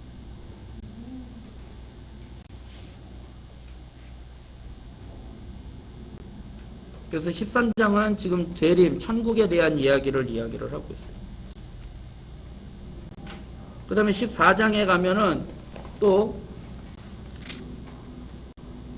이야기를 하는데 수정병 든 사람을 고쳐주시는데 1절, 2절에 보면 안식일에 예수께서 한 바리새인 지도자의 집에 떡 잡수시러 들어가시니 그들이 엿보고 있더라.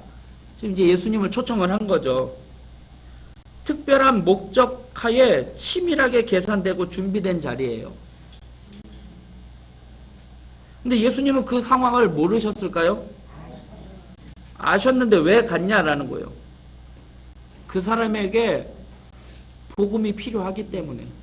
어떻게 보면 다른 사람들보다 그 사람들이 더 복음을 받아들여야 하기 때문에 주님 보시기에 위험한 자리였지만 그 누구보다 그들을 왜곡된 마음을 바로잡고 눈을 열어 보게 하기 위해서 위험을 감수하고 그 자리를 참석을 한 거예요.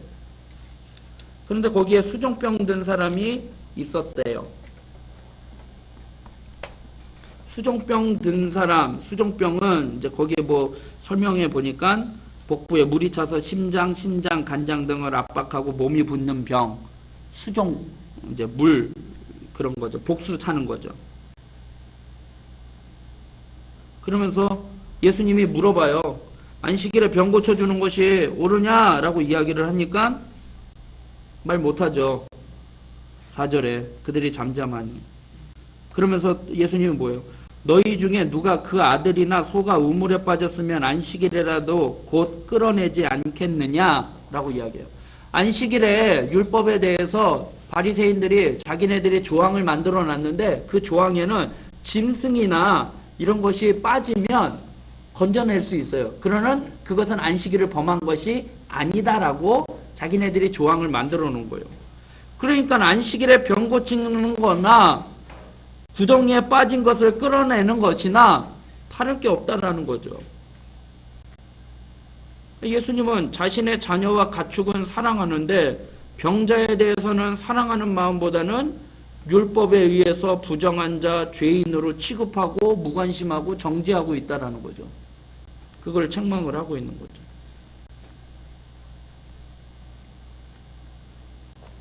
그러면서 청함받는 거에 대해서 이야기해요. 높은 자리에 앉지 말라 이제 이야기하는 거죠.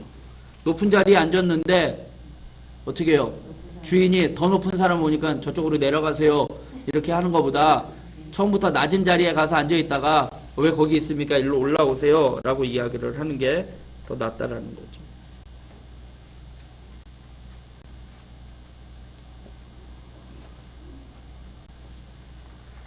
(9절하고) (10절을) 보면은요, 너와 그를 청한 자가 와서 너더러 이 사람에게 자리를 내주라 하리니 그때에 내가 부끄러워 끝자리로 가게 되고, 청함을 받았을 때 차라리 가서 끝자리에 앉아 있으면 청한 자가 와서 너더러 버시어 올라와 앉으라 하리니 그때에야 함께 앉은 모든 사람에게서 영광이 있으리라. 9절에 그때에, 그리고 10절에 그때에야 라고 나와 있어요. 마지막 때에 반전이 일어날 거라는 거죠. 그때 높은 데에서 내려갈 것이고 밑에서 올라갈 것이다 라는 거죠.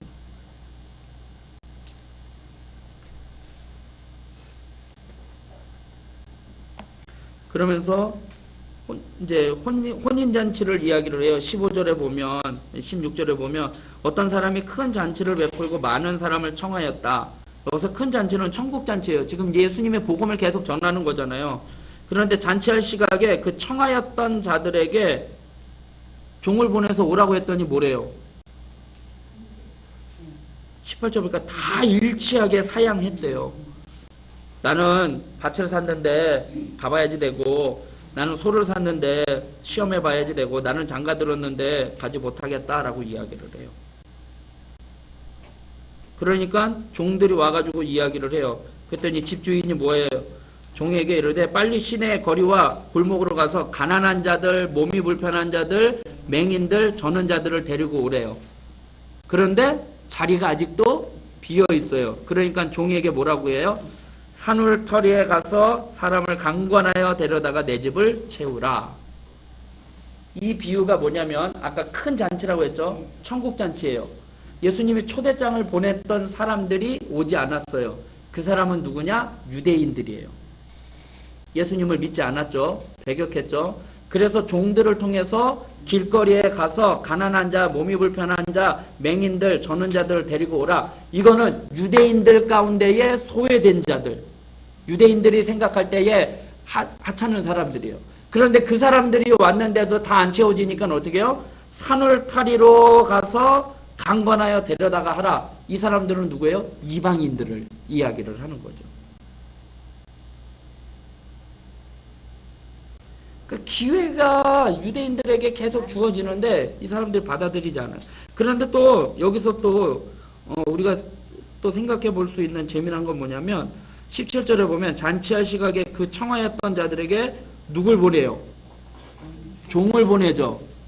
그 다음에 21절에 집주인이 그들이 안 온다고 하니까 이에 집주인이 노하여 그 종에게 이르되 시내로 내보내요. 그래서 데리고 와요. 그 다음에 23절에 또 주인이 종에게 이르되 길과 산울가리에 가서 데리고 오라고 하는 거죠. 이 종이요, 주인의 명령을 이행하느라 많은 수고를 해요. 수많은 사람들을 찾아다니면서 잔치의 소식을 알려야 했고요. 처음 유대인들, 거절하는 자들의 핑계를 들어야 했고요. 시내와 거리와 골목을 다니면서 몸 불편한 자들 부축하면서 데리고 와야 했고요. 또 더 멀리 산울가로 가서 사람들을 강권해서 데리고 와야지 돼요. 설득해서 데리고 와야지 돼요. 여기서 강권하다라는 것은 폭력이나 무력을 사용하는 것이 아니라 마음을 돌이킬 때까지 끝까지 설득하고 노력하는 것을 의미하는 거예요. 믿지 않는 사람들이 쉽게 예수님 믿어요? 안 믿잖아요. 근데 종들의 역할이 그 역할인 거예요. 복음을 전했는데 안 들어와요. 그 핑계거리 다 들어야지 되고, 또 부축해서 데리고 와야지 되고, 또 강권해서 데리고 와야지 됐다라는 거죠.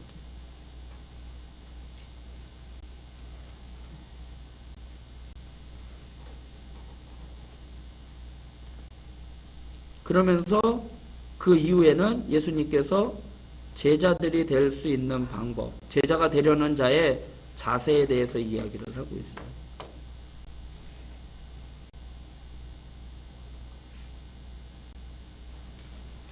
(28절부터 29절은) 망대를 세우는 자를 이야기를 하는데, 망대를 세우는데 기초만 쌓고 능히 이루지 못하면 보는 자가 다 비웃는다라는 거예요. 29절에 보니까 당시에 헤롯 왕가가 자신의 세력을 과시하기 위해서 커다란 도시에 건축물을 세웠는데요, 세우다가 중간에 그만둬버려요.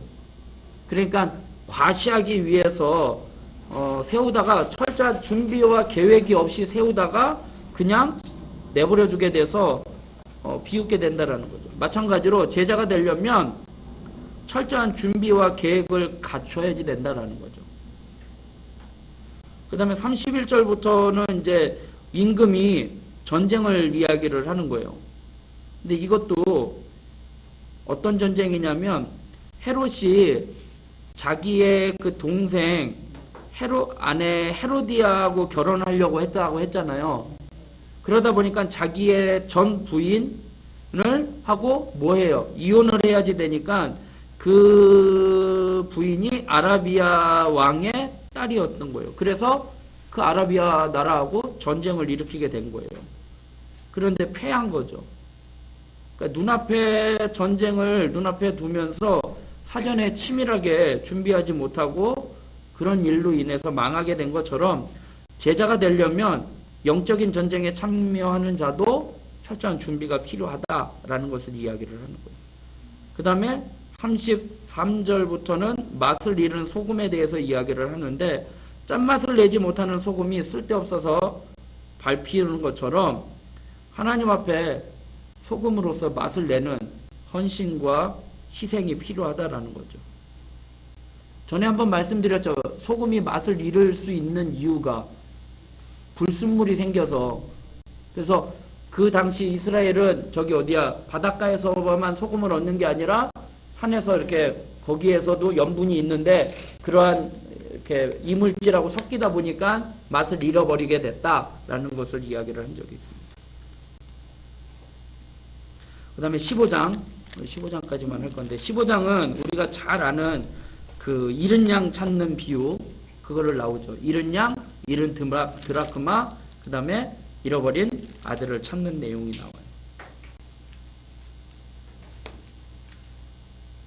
근데 양 100마리가 있는데 한 마리를 잃어버리잖아요. 그 한 마리 잃어버린 양은 목자 없는 양이잖아요. 100마리의 양, 이스라엘의 양무리 가운데 쫓겨난 양을 이야기를 하는 거예요. 세리, 창기와 같은 죄인들, 같은 유대인인데 저 사람들은 죄인이야 라고 해가지고 소외시켜서 나갔던 그 양 한 마리, 그 양 한 마리를 어떻게 해요? 99마리는 두고 그 한 마리를 찾으러 목자가 나갔다라는 거죠. 그런데 그 찾아올 때 어떻게 찾아와요? 5절에 어깨에 메었다라는 거예요. 어깨에 메었다라는 거는요, 매우 귀한 것으로 여길 때 그 물건을 어깨에다 메고 오는 거예요. 그러니까 그 잃어버린 양, 유대인들이 생각할 때 99마리에서 볼 때는 저 한 마리는 죄인이에요. 세리 창기와 같은 죄인에서 어떻게 보면 소외시키고 왕따 당했던 것을 쫓겨난 건데 그거를 목자가 제일 귀한 것으로 여기고선 찾아왔다라는 거죠. 그 다음에 10드라크마 여인이 있는데 하나를 잃어버려서 그거를 찾아냈다는 거예요. 근데 이게 여인에게 있어서 10드라크마는 뭐냐면 유대 사회에서 결혼할 때에 결혼을 기념하는 증표로 남자가 여자에게 10개를 줄에 끼워서 준 거예요. 그러니까 사랑의 증표예요. 그런데 이것을 잃어버리면 이혼의 소지도 될 수 있을 정도로. 그러니까 한 개를 잃어버렸으니까 이 여자가 그걸 찾으려고 애를 쓰는 거죠. 그러면서 그걸 찾은 다음에 어떻게 해요? 9절에 보니까 벗과 이웃을 불러 모으고 말하되 나와 함께 즐기자. 더 큰 비용을 지불을 하는 거죠. 이건 뭐냐면 하나를 찾고 난 다음에 그 기쁨으로 더 많은 비용을 들였다라는 거죠. 예수님이 한 영혼을 구원하기 위한 그 기쁨을 위해서 더 큰 희생이라는 게 뭐예요? 십자가를 지신다라는 거예요. 한 죄인을 구원하기 위한 주님의 수고와 희생을 이야기를 하고 있는 거예요. 그 다음에 두 아들이 있는데 한 아들을 찾은 거죠. 근데 여기서 이제 재밌는 건 뭐냐면 이런 양, 이런 드라크마, 그 다음에 이런 아들이에요. 이런 양은 몇 마리 중에 몇이에요? 100마리 중에 하나예요. 드라크마는요? 10개 중에 하나예요. 아들은 둘 중에 하나예요. 비율이 점점 과중되죠. 얼마나 더 큰 비중을 차지하는지 귀중함의 극치를 보여주고 있는 거예요. 그 다음에 앞에 두 개의 비유는 양이나 드라크마는 잃어버린 것을 찾으시는 하나님의 사랑의 강조점을 둔다면 둘째 아들은 회개하고 돌아오는 것을 통해서 하나님 앞에 어떻게 하면 나아갈 수 있는지를 이야기를 하고 있는 거예요. 그런데 저는 이 탕자의 비유를 설교를 이제 많이 들어보셨을 거예요. 근데 이 비유에서 몇 가지 재밌는 사실은 뭐냐면 아들이 12절에 보면 둘째가 아버지에게 말하되 아버지여 재산 중에서 내게 돌아올 분깃을 내게 주소서 하는지라 아버지가 각 살림을 각각 나눠줬대요. 아들이 아버지한테 뭘 달라고 한 거예요? 뭘 달라고 했어요? 분깃. 유산이죠. 유산은 언제 주는 거예요? 아버지가 죽은 다음이에요. 그런데 아버지가 지금 살아있죠. 아버지 유산 달라고 하는 거는 이 아들이 얼마나 패역한 아들인 거를 알 수 있는 거죠. 아버지가 죽기를 바라는 건지. 그 다음에 며칠이 안 되어 둘째 아들이 재물을 다 모아가지고 아니 분깃을 각각 나눠줬는데 며칠이 되었다라는 거는 뭐냐면 분깃이 아버지 재산이 다 그냥 돈이겠냐 이거죠. 땅이잖아요. 물건 이런 거잖아요. 그거를 며칠이 안 되어 재물을 모았다. 며칠이 안 돼서 팔았다라는 거는 그 값어치를 제대로 받고 팔았겠어요? 아니죠. 아버지의 그 재산을 헐값에 정리를 했다라는 거죠. 그리고 어떻게 해요? 나가가지고 허랑방탕하게 다 세월을 살아요. 그러면서 나중에는 흉년이 들어서 궁핍하게 됐죠. 그래서 15절을 보니까 가서 그 나라 백성 중 한 사람에게 붙여 살았다. 그건 뭐예요? 종노릇 했다라는 거예요. 그리고 그가 그들을 들로 보내요. 뭘 치게 해요? 돼지를 치게 하는데 돼지는 이스라엘 백성들이 생각할 때 율법의 부정한 짐승이에요. 왜요? 책임지를 못해요. 참고로 레위기 11장 7절, 신명기 14장 8절 부정한 짐승, 정결한 짐승이 나와요. 그래서 돼지는 부정한 짐승이에요. 굽은 갈라져 있는데 되새김질을 못해요. 굽이 갈라져 있고 되새김질을 해야만이 정결한 짐승인데 그걸 치고 있었다 하니까 얼마나 그런 상황인지를 알겠죠. 그런데 주염 열매를 먹고자 하는데 뭐예요? 주는 자가 없었다. 돈이 많았을 때는 그 사람 주변에 사람들이 많이 있었겠죠. 근데 돈이 없으니까 이것마저도 주는 사람이 없다요.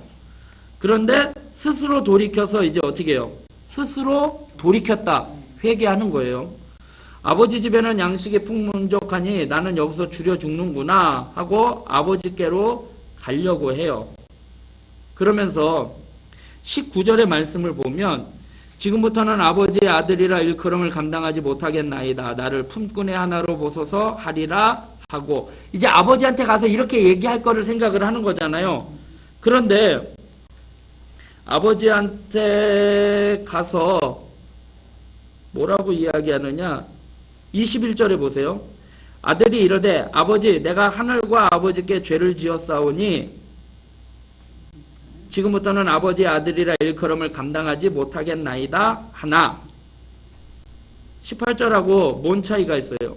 18절 19절하고 자 18절에 내가 일어나 아버지께 가서 이르기를 아버지 내가 하늘과 아버지께 죄를 지었사오니 21절 아버지 내가 하늘과 아버지께 죄를 지었사오니 똑같죠? 지금부터는 아버지의 아들이라 일컬음을 감당하지 못하겠나이다. 지금부터는 아버지의 아들이라 일컬음을 감당하지 못하겠나이다. 그러나 19절에는 뭐라고 나와 있어요? 나를 품꾼의 하나로 보소서 라고 하는데 그 뒤에는 말을 못했죠. 말을 못한 이유는 말을 안 한 게 아니에요. 아버지가 그 입을 막아버린 거예요. 왜냐? 그 아들이 어떤 말을 못하겠나이다 하나 아버지는 종들에게 이르되 하면서 상황이 빨리 급속적으로 바뀌게 되는 거예요. 아버지의 사랑을 알겠죠. 그 다음에 가슴이 아프죠. 더 가슴 아픈 걸 알려줄게요. 자 20절 보세요. 20절 이에 일어나서 아버지께로 돌아가니라. 아직도 거리가 먼데 아버지가 그를 보고 측은히 여겨 달려가 목을 안고 입을 맞췄대요. 아들이 오는 거를 아버지는 뭐 하고 있는 거예요? 기다리고 있는 거예요. 그런데 아직 거리가 먼데 그를 보고 어떻게 해요? 달려갔대요. 이 달려갔다라는 이 표현은요 전력질주예요. 왜 그런지 한번 찾아볼게요. 신명기 21장을 찾아봐요. 이거 보면은 진짜 신명기 21장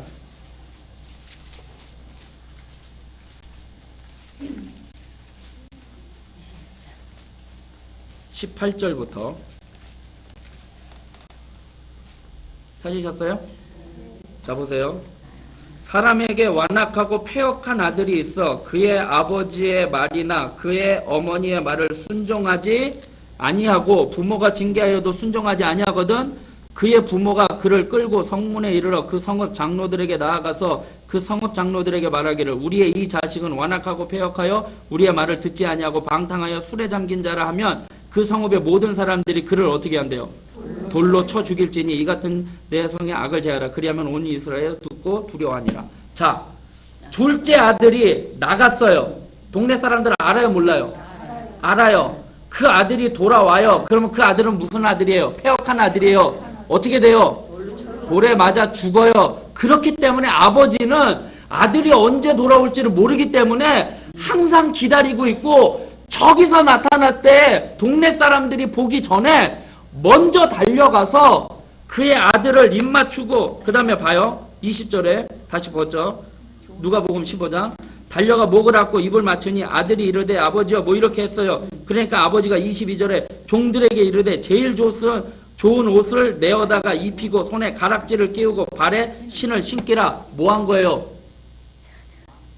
내 아들이라는 거예요. 얘는 패역한 아들 아니라는 거예요. 그 아들을 빨리 옷을 입히고 가락지 껴서 내 권세를 얘한테 줬어. 얘는 내 아들이야. 돌에 맞아 죽을 아들 아니야. 신발 신겼어요. 노예는 신발을 못 신는데 신발을 신겼다라는 거예요. 아들을 보호하기 위해서 전력질주에서 달려가서 그를 안고 그의 옷차림 바꿔주고 손에 가락지 끼워주고 신발 신겨줬다라는 거예요. 옷은 당신의 신분을 상징을 하는 거잖아요. 가락지는 권한이에요. 애굽의 총리가 요셉에게 가락지 끼워주면서 인장 반지 저기 뭐야 다니엘 뭐 그거 하면서 인장 반지 그 누구야 그 여인 모르드게한테 인장 반지 넘겨주면서 하라고 한 것처럼 그 인장 반지가 권세를 상징을 하는 거잖아요. 신발은 노예가 아님을 이야기를 하는 거죠. 그러면서 내 아들은 죽었다가 다시 살아났으며 잃었다가 다시 얻었노라 하니 그들이 즐거워하니라. 그러니까 아들을 그렇게 보호하는 거예요. 그런데 또 이제 맏아들이 이야기를 하죠. 집에 들어왔더니 잔치가 벌어지죠. 그러니까 이게 무슨 일이냐라고 이야기하니까 종이 동생이 돌아와서 살찐 송아지를 잡았다라고 이야기하니까 28절에 뭐예요? 그가 노하여 들어가고자 하지 아니하거늘 아버지가 나와서 권한대. 아버지의 그 아들을 둘째 아들에 대한 그 행동에 대해서 납득하지 못하고 있는 거예요. 맏아들은 어떻게 보면 여기는 유대인들이에요. 서기관들, 바리새인들, 종교 지도자들. 근데 둘째 아들은 어떻게 보면은 탕자한 거죠. 이방인이라고 할 수도 있고 소외된 자라고 할 수도 있죠. 그런데 아버지한테 와서 이제 불평하죠. 29절에 아버지께 대답하여 이르되 내가 여러 해 아버지를 섬겨 명을 어김이 없거늘 내게는 염소 새끼라도 주어 나와 내 벗으로 즐기게 하신 일이 없더니. 장남은 아버지의 간절한 소망과 뜻이 무엇인지 모르고 아버지가 같이 가자고 했는데 들어가자고 했는데 그 뜻에 불순종해요. 그리고 자기가 아버지한테 최선을 다해서 섬겼다고 자부하고 있어요. 그리고 내게는 염소 새끼라도 주어 나와 내 벗으로 즐기게 하신 일이 없다라고 이야기했죠. 그런데 12절을 보세요. 그 둘째가 아버지에게 말하여 아버지여 재산 중에 내게 돌아올 분깃을 내게 주소서 하는지라. 아버지가 그 살림을 어떻게 해요? 각각 나누어 줬어요. 아들도 큰아들도 가지고 있는 것을 감사하지 못하고 있는 거죠. 감사하지 못하지요. 동생은 지껏 다 갖다 팔아먹고 없애버리고 거지같이 하고 돌아왔는데 아버지가 그걸 반겼다는 거 아니에요. 네. 그러니까 큰아들로서는 불평할 수밖에 없죠. 큰아들은 2배의 몫을 받았잖아요. 2배의 몫은 자기 당연히 받을 거니까. 당연히 받을 거잖아요. 네. 그때 법이 그러니까. 근데 왔다. 그걸 아버지가 아이고 죽지 않게 살리려고. 그리고 그 다음에 이제 큰아들이 뭐라고 얘기해요? 그러니까 이게 우리가 이제 여기 앞에서도 계속 얘기해요. 그 아까 자기 예수님 앞에 찾아오잖아요. 형이 유산을 나눠달라고 재판관을 해달라고. 이게 계속 인간의 그런 욕심에 대한 것도 여기에 나오는 거예요. 그러면서 큰아들이 또 어떤 사람이냐면 30절에 보세요. 아버지의 살림을 창녀들과 함께 삼켜버린 이 아들이 돌아오매. 이 아들이래요. 자기 동생이라고 여기지 않고 이 아들이라고 이야기를 하고 있고요. 형이 뭐라고 얘기해요? 이 동생이 뭐 했다고요? 창기들과 함께 삼켜버린 아들. 아버지가 아들이 언제 돌아올지 몰랐기 때문에 늘 기다리고 있었죠. 형은 동생이 뭐 하고 있는지 알고 있었어요. 아버지가 그렇게 기다리는 동생이 오기를 기다리는데 형은 동생이 뭐 하고 있는지 알고 있었어요.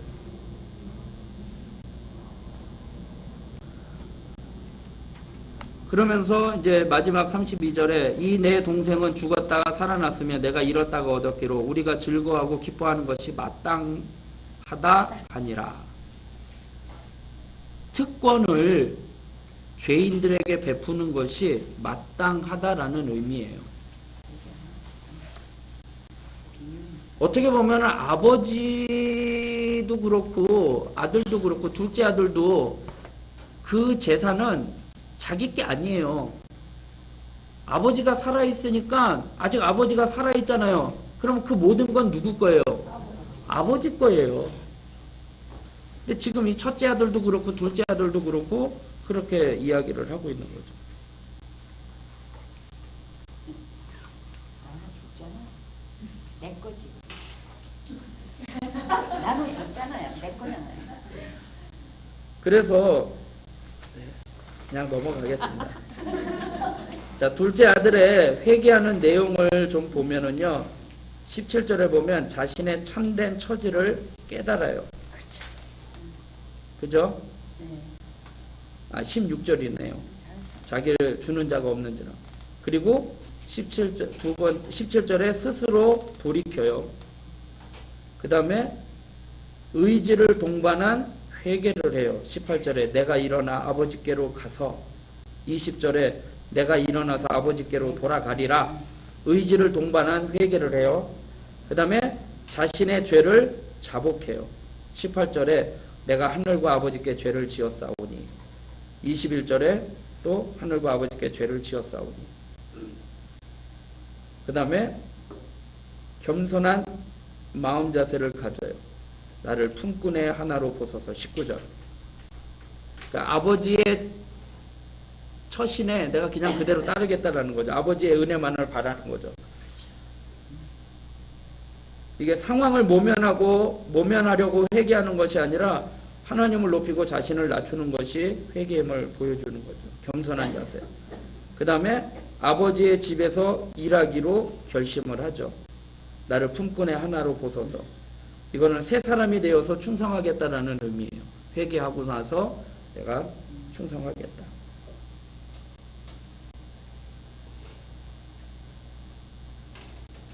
죄는요, 반드시 그 죄값을 치러야 하는 것이 원칙이에요. 그러나 회개하고 예수님을 믿는 자들은 죄값을 따로 치를 필요가 없어요. 왜요? 예수님께서 이미 우리의 죄를 영원히 속죄해 주셨기 때문에. 예수님의 시험 3가지 순서가 바뀐 거는 제가 다르다라고 제가 보니까 제가 유튜브 강의한 것도 확인을 해봤는데 그 내용은 순서만 다른 거예요. 마태복음은 순서상 기록을 한 거고 그 내용의 흐름에 따라서 기록을 한 거고, 이 누가복음은 시간 관계로 해가지고 그래서 순서만 바뀌었다라는 거지 그런 다른 의미는 없습니다. 각자 저자의 자기의 의도에 맞게 바꾼 것입니다. 그거는. 다음 주는 16장부터 24장까지 하도록 해보겠습니다. 네? 숙제는 없습니다. 예, 아직 누가복음이 안 끝났으니까. 예. 누가복음이 아직 안 끝나서, 그래서 누가복음 다 끝난 다음에 다음 주 그 문제는 답은 그때 하도록 하겠고요. 그 다음에 아까 말씀드린 것처럼 8월 첫째 주, 둘째 주, 셋째 주는 방학을 하도록 하겠습니다. 못 들으셨어요? 8월 첫째 주, 8월 3번 그렇게 쉬도록 하겠습니다.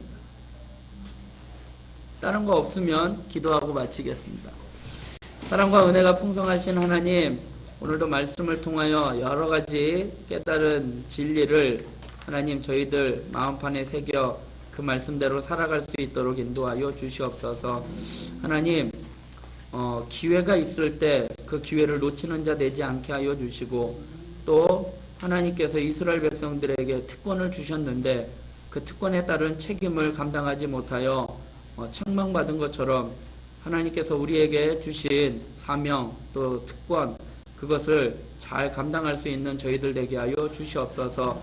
또한 재림의 때에 하나님 저희들 깨어 분별하고 또 대비하고 준비하는 자 되게 하여 주시옵시고, 주님의 사랑이 얼마나 큰지 이런 드라크마, 이런 양, 이런 아들을 통하여 다시 한번 깨닫게 하여 주심을 감사합니다.